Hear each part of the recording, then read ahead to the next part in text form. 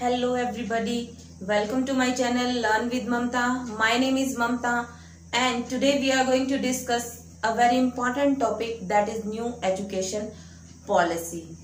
Yeah, we are following a 34-year-old education system till now, so isn't it funny? So now we have our new education system, new education policy. I am very much excited about it. People who are preparing for KVS, DSSB, STET, this video will be useful for them. So people who are not preparing for any exam, they should also watch this video to see how this new education system differ from the previous one. So foreign countries are following these practices for a very long time. That's why they are developed and we are developing. But we are also on a track of developed countries and hopefully we will be developed in upcoming years, because we are going very fast. So we have total 3 education policies. First one is given by Indira Gandhi government in 1968. Second one is given by Rajiv Gandhi government in 1986, and in 1992 PV Narasimha Rao just revived it, some aspects, but not a major change. So today in 2020 we are facing a major change in our education system and I am looking forward to it. So जो पहले हमारा education system था उसमें हम 10+2 का rule follow करते थे. 10 year तक कोई कुछ नहीं पूछता था. बाद में हम 11th 12th में अपना bio, medical, non medical, commerce, इन सब्जेक्ट्स को चूज करते थे. बट अब सिस्टम आ गया, अब जो फॉर्मेट है वो बिल्कुल ही चेंज हो गया. Format is of 5+3+3+4. So let's get into it and see how does this system work.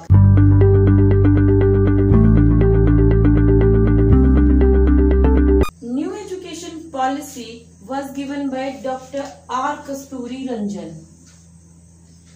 and this MHRD, that is Ministry of Human Resource and Development, renamed as education ministry. इसका नाम change करके education ministry रख दिया गया. जो minister होंगे उनका नाम एजुकेशन, उनको एजुकेशन मिनिस्ट्री बोला जाएगा. जो नया जो फॉर्मेट है वो कुछ 5+3+3+4 के हिसाब से होगा आगे आने वाले ईयर्स में. जो पहले हम फॉलो करते थे वो फॉलो करते थे हम 10+2 वाला सिस्टम फॉलो करते थे, जो पूरी तरह से डिसमिस कर दिया गया है. अब ये सिस्टम है क्या और ये कैसे लागू होगा? जो 5 स्टेज है उसमें क्या होगा कि 3 to 8 ईयर के बच्चे, 5 ईयर का होगा ये टोटल स्टेज, आगे जाके 2 में डिवाइड हो जाएगा, दैट इज 3 to 2. जो 3 से 8 साल के बच्चे हैं, अब पहले स्कूल में भेजते थे बच्चों को, कोई 6 साल का, कोई 5 साल का, कोई 4 का, कोई 2.5 का. तो अब ये है कि एग्जैक्ट एज है 3 ईयर का बच्चा स्कूल में जाने लायक हो जाता है. तो 3 to 8 ईयर के लिए हो जाएगा ये, और ये 2 पार्ट में डिवाइड होता है, 3 और 2. जो शुरू के 3 इयर्स होंगे वो प्री स्कूलिंग के होंगे, और जो बाकी के 2 ईयर होंगे यानी कि फर्स्ट और जो सेकंड क्लास होगी वो होगी फाउंडेशनल ईयर्स. बच्चे का बेस बनाने पे ज्यादा जोर दिया जाएगा.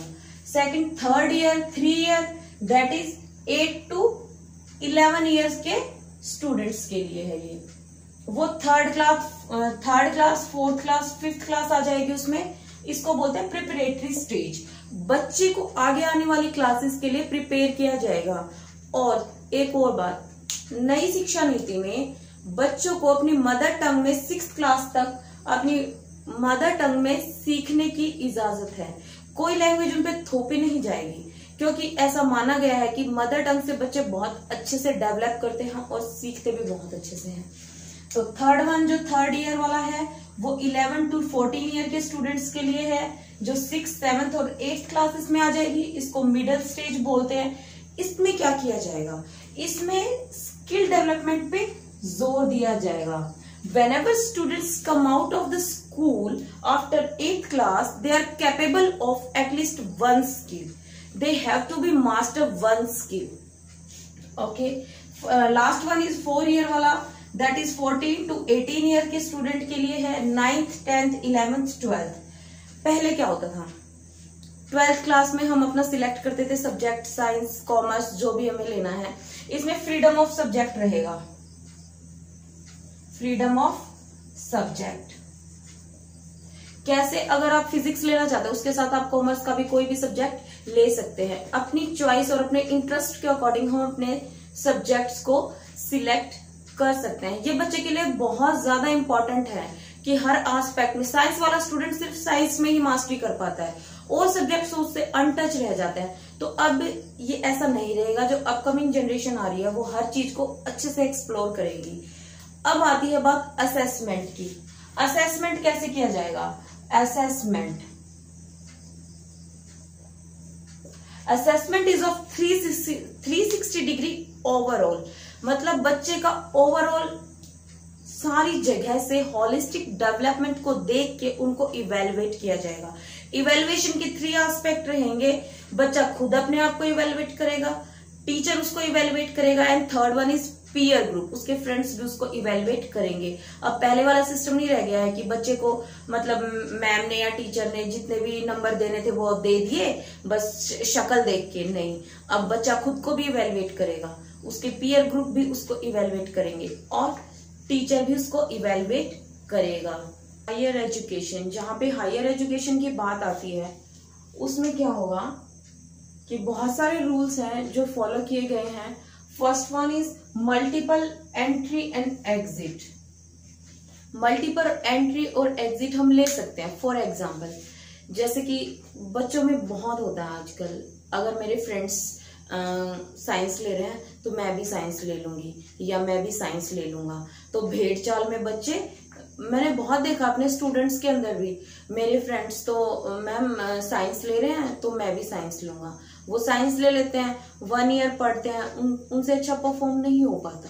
बाद में वो अपनी स्ट्रीम चेंज करने की कोशिश करते हैं, कुछ लोग करते भी हैं, वो कॉमर्स में जाना चाहते हैं, वो कॉमर्स स्ट्रीम ले लेते हैं, बट जो 1 ईयर उन्होंने साइंस पढ़ा है वो वेस्ट हो जाता था टोटली, उसको कोई काउंट नहीं करता था। जब नई शिक्षा नीति में जो मल्टीपल एंट्री एंड एग्जिट है उसके अनुसार अगर आपने 1 ईयर साइंस पढ़ा है तो आपको उसका एक सर्टिफिकेट मिलेगा। अगर 1 ईयर आपने किया है तो उसका आपको सर्टिफिकेट मिलेगा। कई बच्चे ट्यूबलाइट होते हैं, उनको समझ में ही नहीं आता, उनको 2 ईयर तक एक सब्जेक्ट पढ़ते रहते हैं, फिर उनको रियलाइज होता है कि नहीं हमें तो कॉमर्स चाहिए था, तो वो फिर भी छोड़ के अपना कॉमर्स लेते हैं, तो उनको फिर 2 ईयर का डिप्लोमा मिलेगा। ठीक है, 3 ईयर अगर किसी सब्जेक्ट को हम पढ़ते हैं तो उसके लिए हमें एक डिग्री मिलती है, और 4th ईयर आपका उस सब्जेक्ट से रिलेटेड रिसर्च का होता है। सो ये सब इम्प्रूवमेंट है as far as teachers are concerned. So जो लोग बीएड कर रहे हैं, सब लोग सोच रहे होंगे कि बीएड का क्या होगा, 4 इयर्स की भी हो गई है। So there are 3 phases in BEd. 3 तरह से बीएड हो सकेगी आगे। कैसे हो सकेगी? जो बच्चे +2 करके बीएड करना चाह रहे हैं उनके लिए क्या होगा कि इंटीग्रेटेड कोर्स होगा बीएड का, मतलब ग्रेजुएशन के साथ बीएड इनकॉर्पोरेटेड होगी।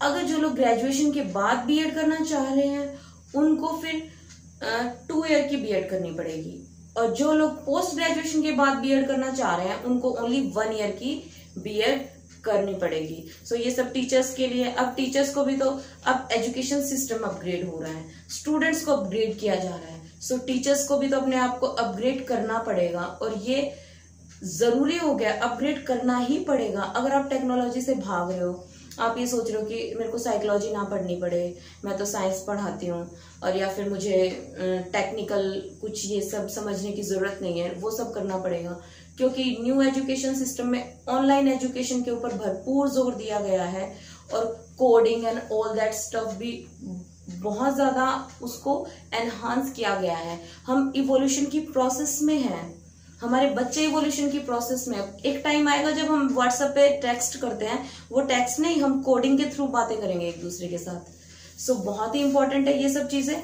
और अब देख लेते हैं लास्ट में क्या क्या इंपॉर्टेंट एस्पेक्ट्स हैं। Common standards for learning in both private and government schools.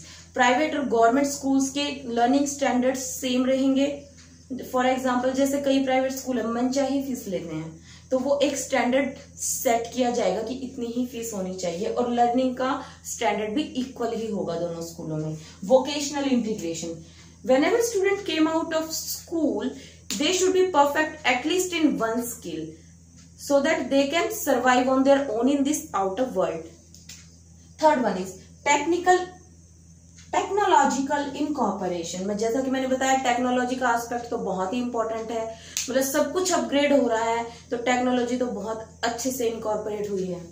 Third one is equal weightage to all subject. पहले क्या था कि जो ये म्यूजिक है, डांस है या आर्ट का कोई सब्जेक्ट है वो एडिशनल ले सकते थे, अब इक्वल वेटेज है। साइंस के स्टूडेंट को भी उतनी वेटेज है और जो म्यूजिक है उसको भी उतनी ही वेटेज है, उतनी ही प्रेफरेंस है। So that's it for all today for new education system or new education policy. Thank you for watching. Hit that like button and support me.